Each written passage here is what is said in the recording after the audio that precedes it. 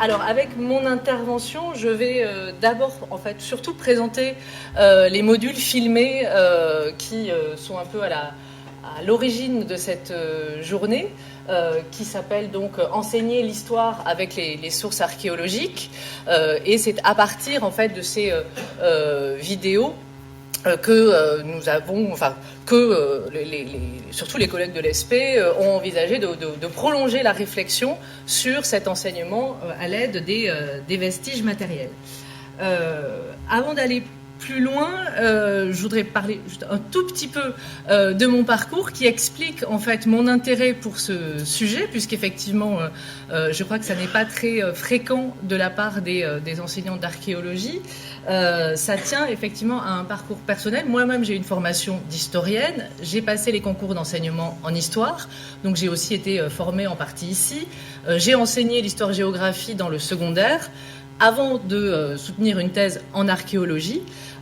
Et j'ai ensuite eu un poste à l'université d'Amiens, dans un premier temps, où il y a une particularité, c'est que l'archéologie n'est pas associée à l'histoire de l'art, mais à l'histoire. Et donc j'ai enseigné dans le département d'histoire à la fois l'histoire et l'archéologie. Et c'est dans cette université de Picardie que j'ai pu constater qu'il y avait certaines lacunes dans la formation des étudiants qui se destinaient au concours, donc au CAPES surtout d'histoire-géographie, des lacunes dans la formation en archéologie. Alors je vais vous montrer en fait un exemple précis qui est vraiment voilà, à l'origine du projet que j'ai proposé l'année dernière. À Amiens, j'ai donc eu l'occasion d'intervenir dans la préparation aux épreuves du CAPES, donc notamment l'épreuve d'analyse de situation professionnelle.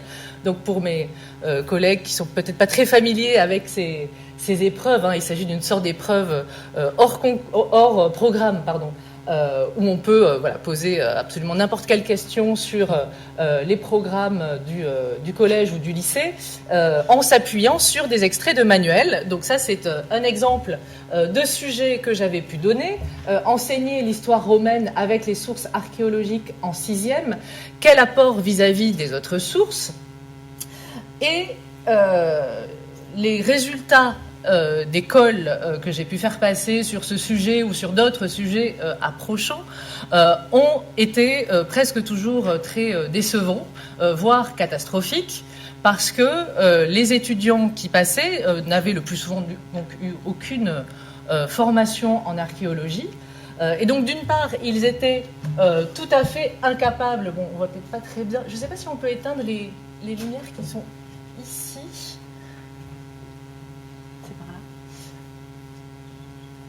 Voilà, merci.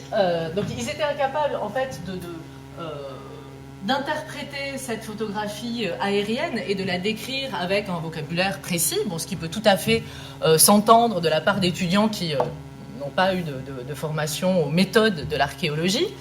Mais ce que j'avais trouvé peut-être plus inquiétant, c'est qu'ils étaient capables de décrire la villa gallo-romaine qui est représentée ici sous la forme d'une maquette. Ils pouvaient dire quelles étaient les différentes parties de cette villa, mais ils étaient le plus souvent, ils avaient souvent des difficultés pour passer de la description à une interprétation historique, c'est-à-dire mettre en relation ces vestiges matériels et des phénomènes historiques plus généraux, donc ici à savoir la romanisation, le développement économique de l'Empire romain, et donc le plus souvent on restait en fait à un stade intermédiaire de l'interprétation. Et c'est vraiment à partir des constats que j'ai pu faire dans cette préparation au CAPES que je me suis dit qu'il y avait vraiment une sorte de blocage là de la part des étudiants face à ces vestiges matériels pour considérer ces documents comme de véritables documents d'histoire. Ils n'abordaient pas ces documents comme ils abordaient les textes ou les images. Donc, malheureusement, je le dis tout de suite, ce domaine de l'histoire et de l'archéologie romaine n'a pas encore été intégré dans les modules filmés que nous pouvons actuellement proposer, puisque donc il faut encore que je réussisse à motiver mes collègues archéologues pour s'atteler à ce domaine qui est quand même très riche dans les programmes de 6e ou de seconde.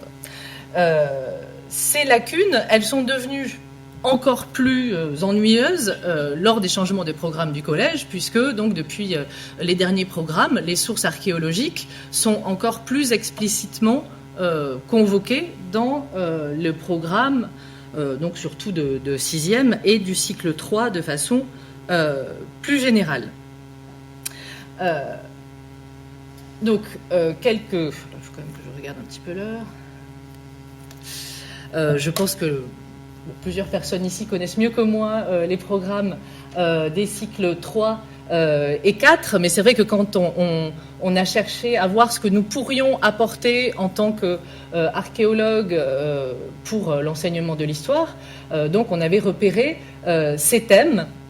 Donc je laisse un petit peu de côté l'enseignement primaire parce que c'est quelque chose que je connais quand même moins bien, mais donc pour la 6e, depuis la longue histoire de l'humanité jusqu'à l'Empire romain, et puis il y a ensuite 2 thèmes en 5e autour du Moyen-Âge qui là aussi n'ont pas encore donné lieu à des interventions de mes collègues archéologues, mais là aussi il y a vraiment des choses à faire pour l'archéologie du Moyen-Âge. Il y a eu beaucoup de renouvellement des données du point de vue archéologique, et donc j'espère que l'on pourra aussi compléter ce que l'on peut apporter dans ce domaine-là.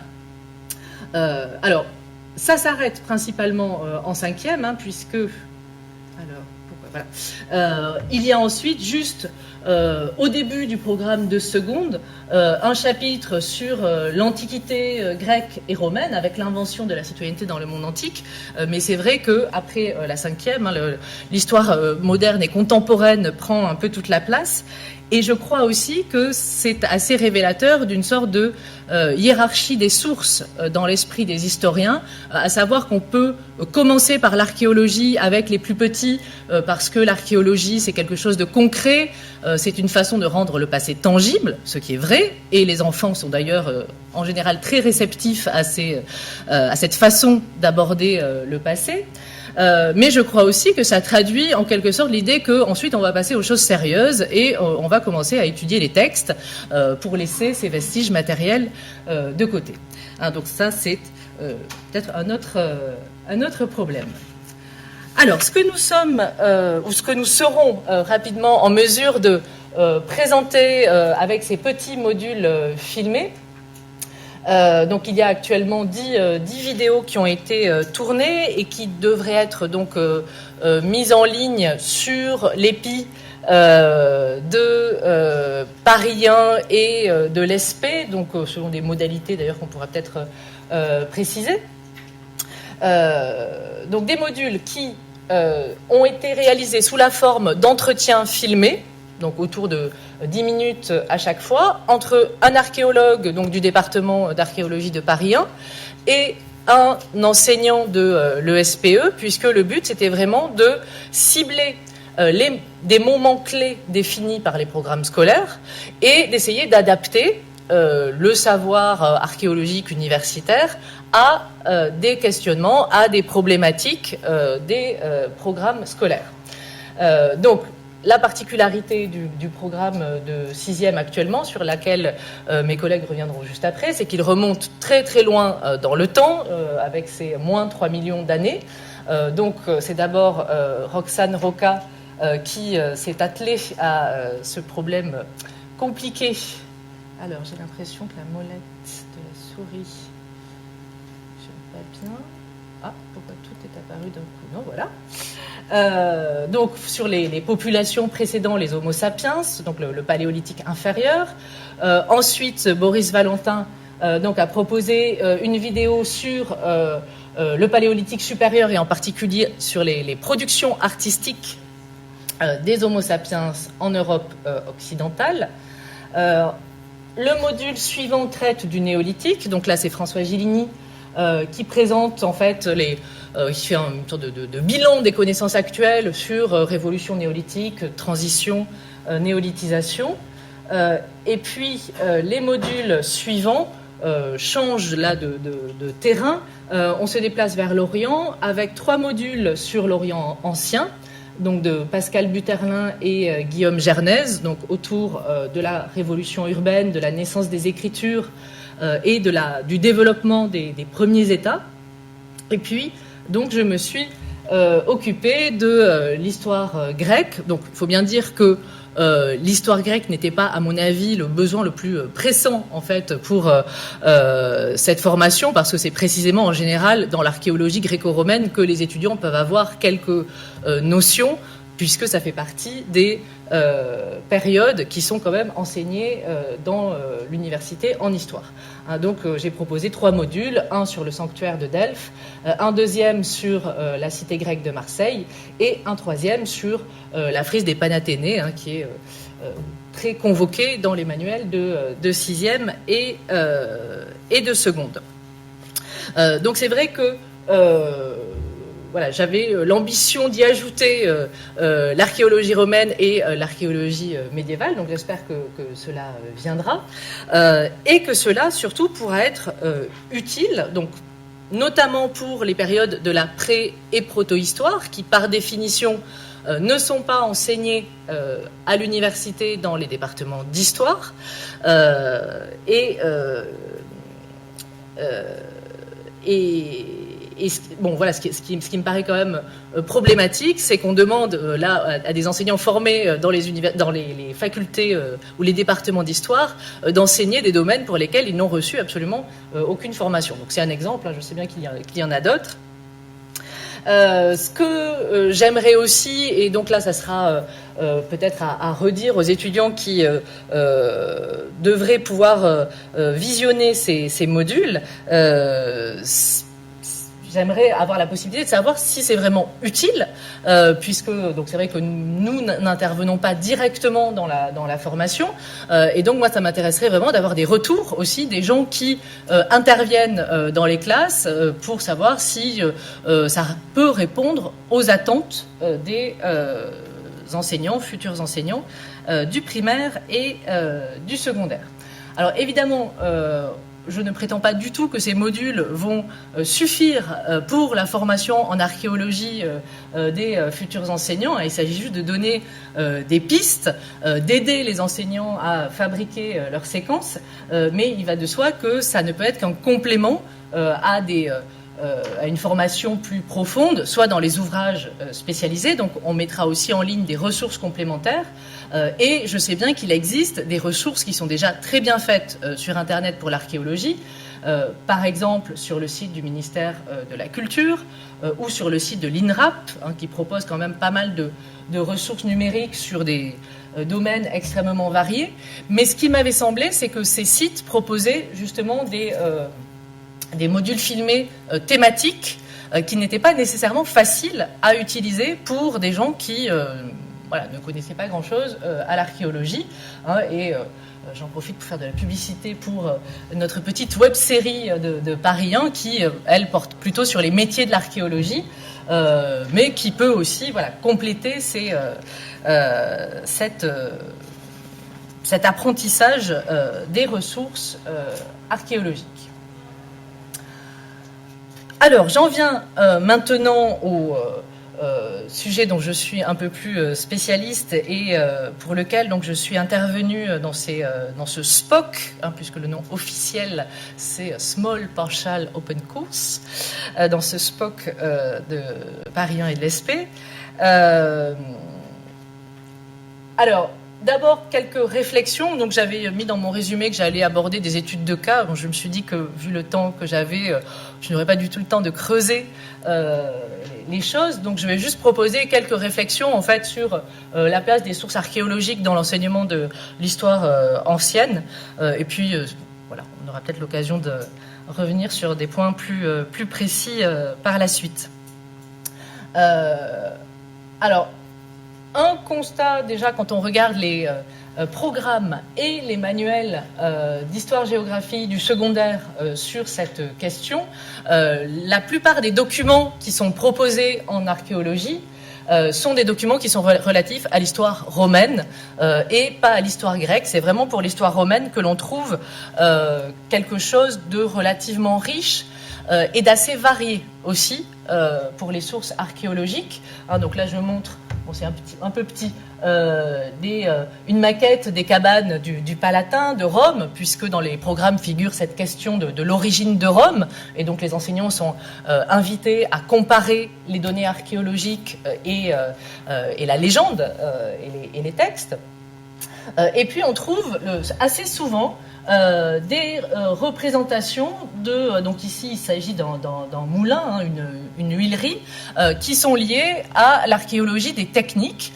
Et donc ce qui est intéressant pour l'histoire romaine, je trouve, c'est que les programmes et les manuels ont vraiment intégré les avancées de la recherche archéologique, puisque autant pour la période archaïque que pour l'archéologie des techniques, ce sont des thèmes qui ont connu des renouvellements de connaissances importants.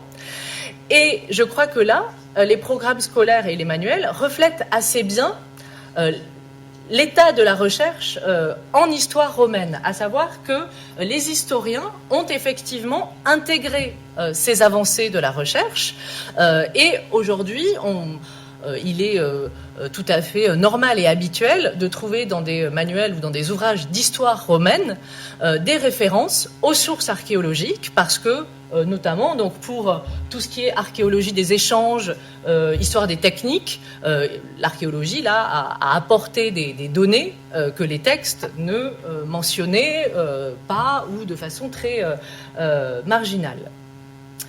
Il est clair que la situation n'est pas du tout la même en histoire grecque, puisque les manuels ne proposent pas le même genre d'histoire ni le même genre d'archéologie pour le monde grec. Et j'ai trouvé assez intéressant de comparer ces deux aspects. On le retrouve d'ailleurs en seconde. Je disais tout à l'heure qu'il y a au début de la seconde donc, ce thème de l'invention de la citoyenneté dans le monde antique. Et pour le traitement du sujet pour Rome, les titres sont pratiquement les mêmes pour la Grèce et pour Rome, mais en fait, ça n'est pas du tout traité de la même façon. Dans le monde romain, donc là, par exemple, j'ai pris les ressources officielles. À propos de l'un des thèmes, l'intensité de la vie citoyenne, il est dit explicitement que voilà, les enseignants doivent se fonder sur le plan d'une ville, les monuments, forums, théâtres, etc., comme cadre de la vie civique. Quand on regarde ce qu'il est conseillé de faire pour le monde grec, pour le monde grec, il est conseillé de regarder les textes et de s'attacher, éventuellement à quelques vagues objets archéologiques, mais c'est vraiment une histoire qui est beaucoup plus conservatrice et traditionnelle, en fait, pour le monde grec, qui est beaucoup plus institutionnelle. Et donc, qui a beaucoup moins intégré l'apport des sources archéologiques. Ce constat, là aussi, c'est-à-dire que je ne jette pas du tout la pierre à ceux qui ont fait les programmes scolaires ou les manuels, parce que là aussi, je crois que ça reflète assez bien l'état de la recherche dans l'archéologie grecque classique. Et c'est un constat que faisait Roland Etienne et ses collègues qui ont écrit ce manuel Archéologie historique de la Grèce antique en 2000, où il parlait d'un rendez-vous manqué entre l'histoire et l'archéologie grecque. Donc je le cite rapidement, les livres habituels d'histoire grecque, et donc là il parlait bien des ouvrages universitaires ou pas des manuels scolaires, ont pour caractéristique de n'utiliser l'archéologie comme source à part entière que dans les premiers chapitres consacrés aux périodes précédant le développement de la cité, autrement dit ceux pour lesquels les sources écrites font défaut. Dès qu'elles apparaissent, donc les sources écrites, l'archéologie est reléguée au second plan et utilisée dans des chapitres très synchroniques intitulés Culture et civilisation à titre d'illustration. Oh, que ce vase est joli. Et je crois que depuis 2000, la situation n'a pas tellement évolué, je regrette évidemment, dans cette discipline de l'archéologie grecque. Et donc les thèmes qui ont été choisis pour le collège et le lycée sont orientés autour de principalement l'étude du fait religieux et de ce que l'on appelle aujourd'hui assez largement le politique, donc voilà, une histoire politique prise au sens large. Alors l'étude du fait religieux pourrait s'appuyer sur les recherches récentes qui ont été menées alors dans le monde grec et romain avec ce qu'on appelle surtout l'archéologie du rite. C'est un domaine qui s'est beaucoup développé, il y a eu beaucoup de publications dans ces domaines, avec des questions qui s'attachent notamment à toutes les étapes des sacrifices, à reconstituer les gestes. Et là, par exemple, l'archéozoologie a apporté un certain nombre de données en montrant que, contrairement à ce que pouvaient impliquer les textes ou les images, il n'y avait pas qu'un seul type de sacrifice, mais des types extrêmement variés, en s'attachant aussi aux offrandes les plus modestes, et non pas seulement aux grandes statues de marbre ou de bronze. C'est le cas avec l'étude de ce que l'on appelait auparavant, par cet horrible terme des arts mineurs, avec les figurines en argile. Donc là, je vous montre un exemple de lot de figurines qui provient d'un sanctuaire de Déméter de Thasos, qui a fait l'objet d'études à la fois techniques et contextuelles très soigneuses, et qui ont permis de montrer donc non seulement comment ces figurines avaient été fabriquées, mais aussi comment elles avaient été placées dans le sanctuaire, et donc de reconstituer vraiment les gestes de cette piété quotidienne des femmes grecques.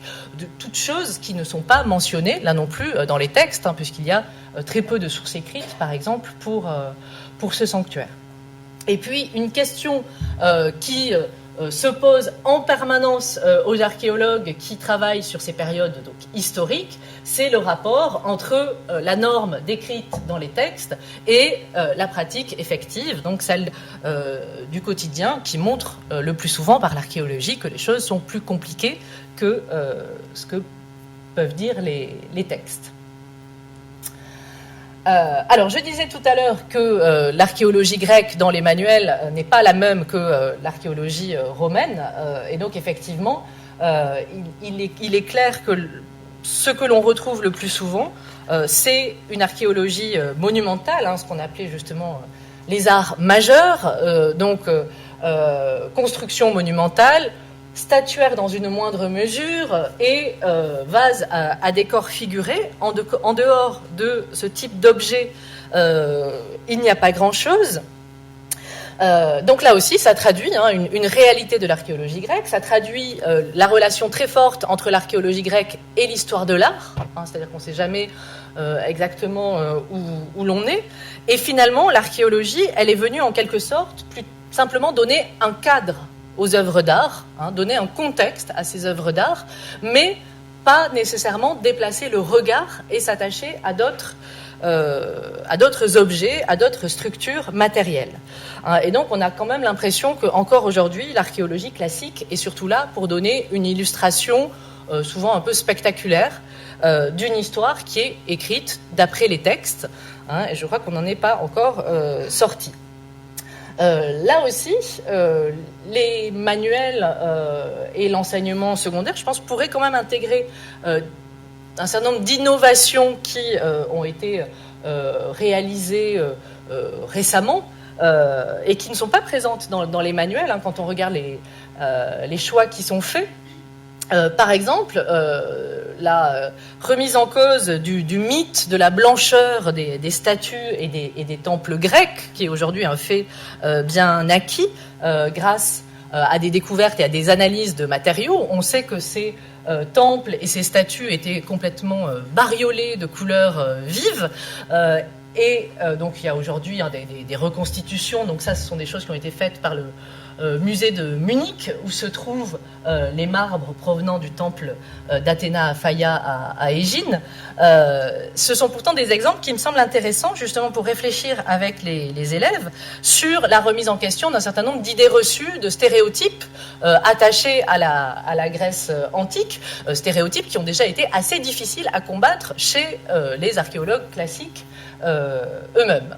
Bon, aujourd'hui, plus personne ne conteste que voilà, les temples. Alors, on voit ici je reprends cette image de manuel avec le trésor des Athéniens ici, qui devait ressembler plutôt à quelque chose en partie couverts de couleurs assez vives, donc des choses qui peuvent nous paraître assez un peu kitsch aussi finalement. Donc même dans l'architecture monumentale, je pense qu'il y a quand même des choses qui pourraient permettre d'aller un petit peu plus loin. Et puis évidemment, comme dans l'histoire romaine, l'archéologie a aussi permis d'explorer des champs qui étaient complètement absents des textes, et c'est aussi pour cela que j'ai proposé dans les modules filmés de traiter le cas de Marseille, parce que là il me semble qu'on a en France une cité grecque pour laquelle il y a une quantité de données qui est aujourd'hui phénoménale et qui est très peu sollicitée et exploitée dans les manuels. Alors peut-être parce qu'il s'agit de fouilles préventives, donc il y a des données qui sont assez dispersées, on a des trous qui ont été faits un petit peu partout, mais ne serait-ce qu'avec ces fouilles spectaculaires du quartier de la Bourse, c'était les premières grandes opérations d'archéologie préventive dans les années 70, il y a des données là sur la vie d'une cité grecque juste après sa fondation, puisque la cité est fondée vers 600, et on a des données donc sur l'organisation, on voit rien du tout, pardon, sur cette carte, sur l'organisation de l'urbanisme de la cité au départ, sur le port archaïque avec la découverte notamment des poteaux de bois qui retenaient le premier quai, avec du matériel archéologique associé, avec des épaves qui ont été découvertes dans ce port. Alors c'est vrai qu'on n'est pas là dans le thème central des programmes, à savoir le fait religieux, mais je crois que ça permet quand même d'entrer dans un certain nombre de domaines de la vie d'une cité grecque, ce qui fait quand même partie du programme, et d'aborder peut-être des thèmes qui peuvent être assez stimulants aussi pour les élèves comme pour les enseignants. Il y a aussi tout ce qui concerne évidemment l'histoire économique et technique sur les circuits d'échange entre Marseille, la Grèce et la Gaule. Bon, il y a quantité de choses à faire ici. Mais j'ai déjà trop parlé, donc je vais m'arrêter là. Et juste pour conclure rapidement, je voulais dire que les nouveaux programmes scolaires, donc surtout pour le collège, me paraissent là donner des opportunités vraiment intéressantes pour se saisir de ces sources archéologiques et développer une étude historique à partir des vestiges matériels, donc ce qui implique de considérer ces vestiges matériels comme des sources d'histoire au même titre que les autres documents. Mais pour un certain nombre de périodes, et en particulier pour l'histoire grecque, il faut bien dire que la représentation qui est faite des sources archéologiques est encore assez décevante, transmet une vision finalement assez restreinte de l'archéologie. Donc je crois que je vais donner la parole à mes collègues pour lesquels justement là l'archéologie apporte une pluralité de données bien plus importante. Je vous remercie et je crois que les questions viennent après. Okay.